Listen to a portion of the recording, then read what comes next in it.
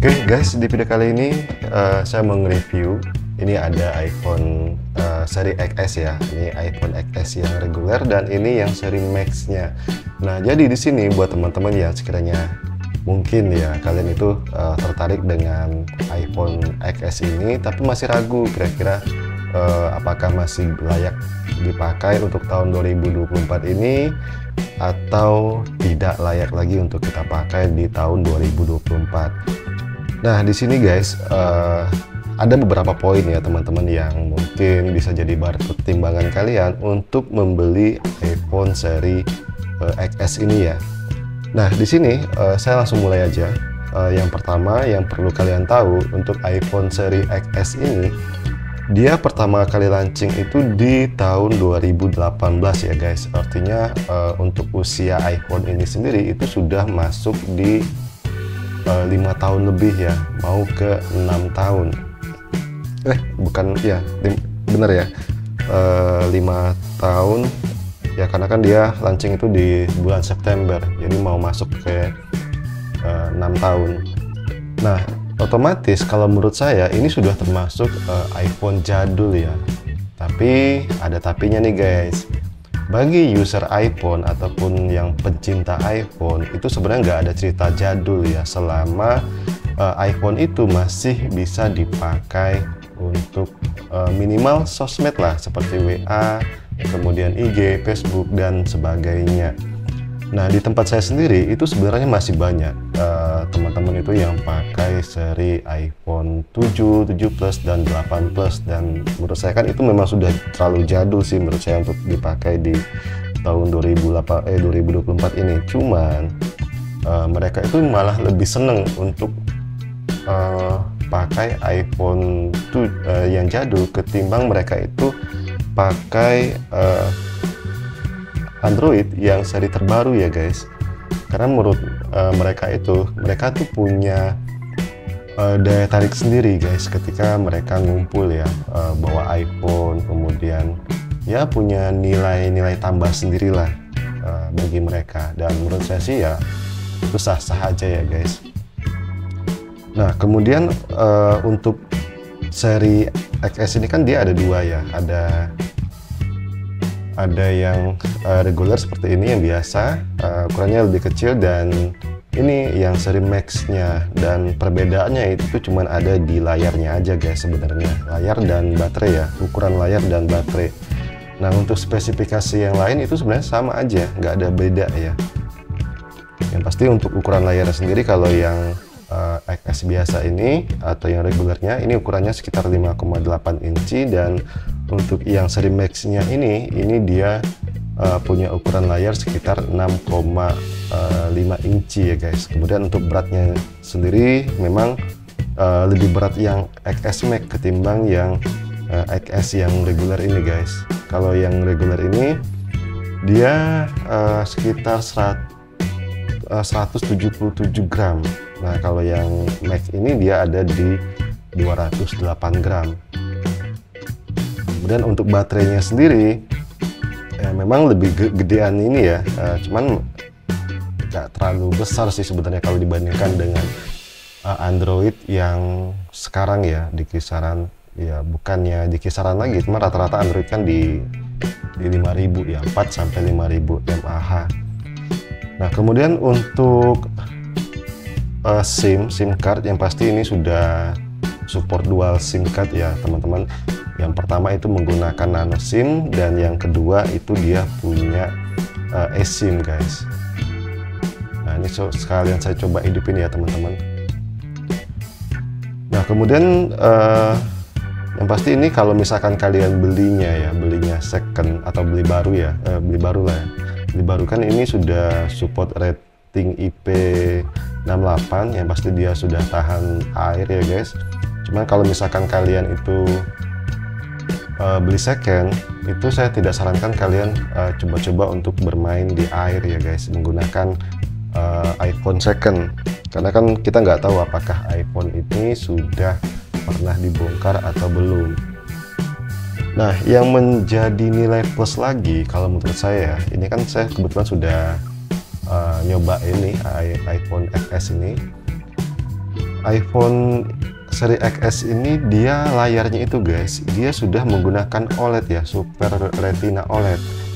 Jadi dia ini lebih baik tampilannya ketimbang iPhone XR dan iPhone 11. Nah, iPhone 11 dan XR itu dia masih menggunakan layar IPS, sedangkan ini dia sudah menggunakan layar Super Retina OLED dan sudah support juga dengan HDR10 gitu dan Dolby Vision ya.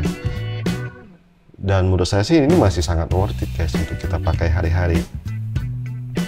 Nah, kemudian untuk resolusinya pun juga dia juga jauh lebih besar ya guys. Untuk resolusi layarnya itu ada di 1125 kali 24 36 pixel, dan ini jauh lebih besar ya ketimbang iPhone XR dan iPhone 11. Itu udah pasti guys, karena beda ini ya, beda layar. Pasti kalau OLED itu layarnya jauh lebih enak guys, jauh lebih tajam ketimbang layar IPS ya. Nah, kemudian untuk chipsetnya sendiri, memang untuk chipsetnya ini dia masih menggunakan memang menggunakan chipset A12 Bionic. Dan menurut saya ini selama pemakaian ini masih sangat enak guys. Saya juga udah pernah coba nih main game Mobile Legends ya. Ini juga masih sangat enak, masih sangat smooth untuk main di iPhone seri XS ini. Cuman kalau saran saya sih lebih suka mainnya di sini guys, yang seri Max-nya, karena kan layarnya lebih lebar. Kalau ini dia layarnya lebih kecil, jadi ya jempol saya kan gede guys, jadi layarnya itu ketutup sama jari ya guys. Nah, kemudian untuk RAM-nya sendiri di sini yang seri XS ya, dia itu sudah menggunakan RAM sebesar 4 GB. Nah, beda dengan iPhone X ya. Kalau iPhone X dia menggunakan RAM itu di RAM 3 GB, meskipun sebenarnya kalau untuk secara body atau fisik ya, dia itu 11-12 mirip sekali guys.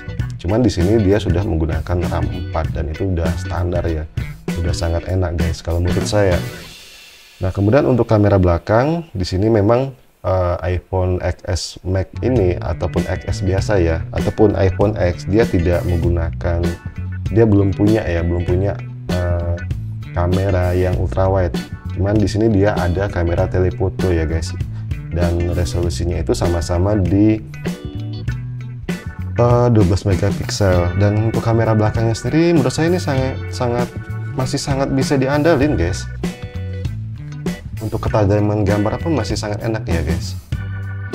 Untuk fokusnya juga sama, masih sangat asik ya. Dan di sini dia sudah ada fitur ini slow mo, kemudian ada selang waktu ya. Tapi kalau untuk sinematik kan ini otomatis nggak ada ya untuk seri-seri ini. Yang ada sinematik itu kan baru ada di iPhone 13 series guys. Nah, kalau untuk potret dia juga ada nih, potret, kemudian panorama dia juga ada. Dan untuk kamera depannya sendiri ini menurut saya masih sangat worth it lah ya, masih dipakai ya. Dia cukup jernih. Memang kalau misalkan kalian ambil second, nah ini yang harus kalian perhatikan guys, karena ada beberapa teman yang saya lihat itu iPhone-nya itu yang bagian kamera depan itu agak buram, termasuk yang ini ya. Ini sih kalau menurut saya agak kurang jernih guys.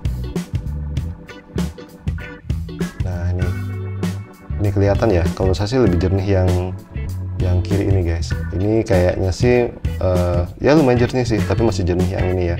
Memang kalau kalian beli second itu harus dicek bagus-bagus ya teman-teman.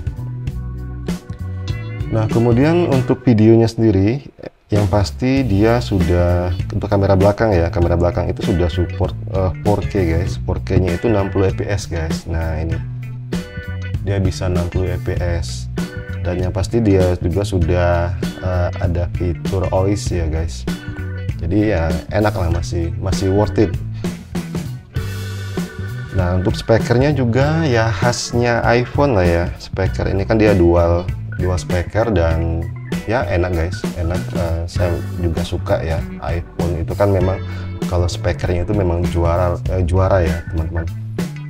Nah kemudian memang baterai itu memang kalau untuk yang seri basic ini dia cuman ada di 2658 mAh, dan menurut saya sih kalau misalkan teman-teman nggak suka main game ini masih sangat worth it. Paling ya sekitar 2-3 kali cas ya per hari.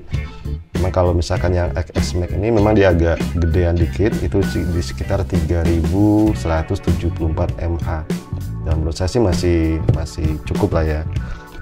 Dan dia juga masih support iOS 17.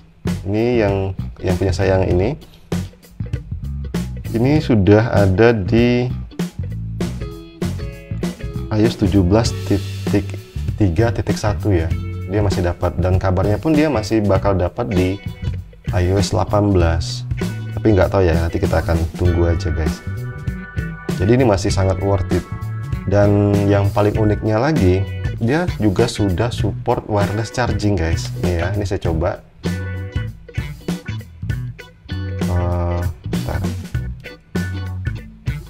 Cuman memang teman-teman itu harus ada beli adapter lagi ya, karena dia itu nggak bisa langsung ngeplug itu yang ngelengket, itu nggak bisa.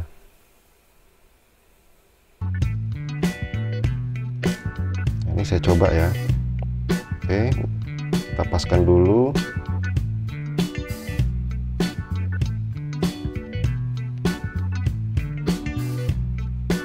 Coba, nah ini udah pas ya. Nah tuh, ini teman-teman bisa lihat ini ada petirnya ya. Ini saya ulang lagi.